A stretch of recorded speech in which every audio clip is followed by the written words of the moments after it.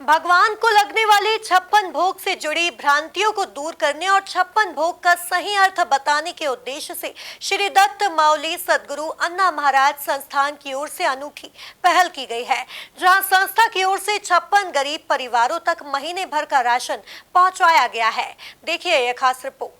संस्थान की ओर से आयोजित किए गए कार्यक्रम में 56 गरीब परिवारों तक महीने भर का राशन, जिसमें आटा, चावल, दाल और मसाले भेंट किए गए। इस दौरान अन्ना महाराज, डॉक्टर निशांत खरे, समाज सेवी अशोक गोयल, स्वाति काशित, पार्षद सुरेश टाकलकर समेत तमाम गणमान्य जन मौजूद रहे। अवधूत चिंतन श्री गुरुदेव दत्त सद्गुरुनाथ महाराज की जय। सिर्फ हर्ष का विषय नहीं है, एक ऐतिहासिक दिन है 22 जनवरी का दिन। सिर्फ भारतवर्ष के लिए नहीं, जितने सनातनी पूरे विश्व में फैले हुए उनके लिए, कि 22 तारीख को राम भगवान अपने नए स्वरूप के अंदर और नए परिसर के अंदर विराजमान होंगे।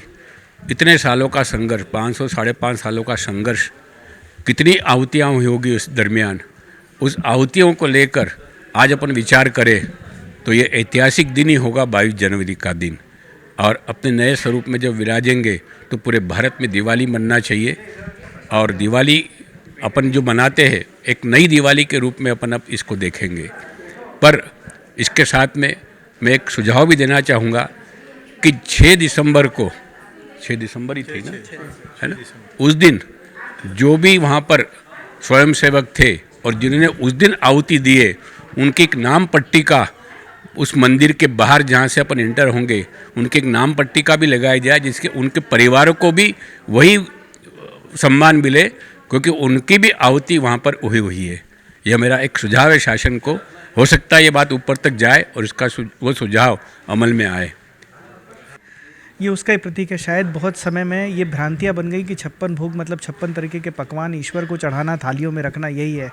पर ये एक अनूठा स्वरूप और शायद सही स्वरूप है, जिसका पूरे समाज को अनुसरण करना चाहिए कि हम 56 लोगों को चुनकर उनके ज़रूरत की चीज़ें माह भर की दे सकते हैं कि नहीं।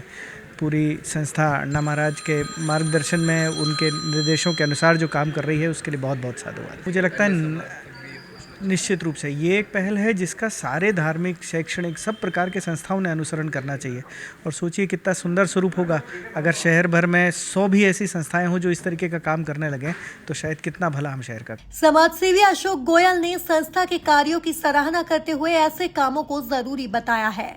इस द्वारा समाज के उन लोगों को एक संदेश देने का प्रयास है जो 56 भोग शहर में, प्रदेश में और देश में करते हैं, लेकिन 56 भोग का जो सहयोग का जो फ़ायदा है उन गरीबों तक नहीं पहुंचता, जिनको कि वास्तव में उस अन्न की ज़रूरत है, जिसके लिए वो इंतज़ार करते हैं। तो गुरुजी ने इस सद्गुरु संस्थान के माध्यम से पिछले 5 वर्षों से ये पहल की है कि गरीबों को 56 भोग प्रतीक स्वरूप लगाकर अन्न उन व्यक्तियों तक पहुँचे। और समाज को भी ये संदेश दिया गया है कि आप भी वेस्टेज अन्न का ना करके और गरीबों तक अन्न पहुँचाएं, ताकि एक स्वस्थ राष्ट्र बनने में ये सहयोग हो सके।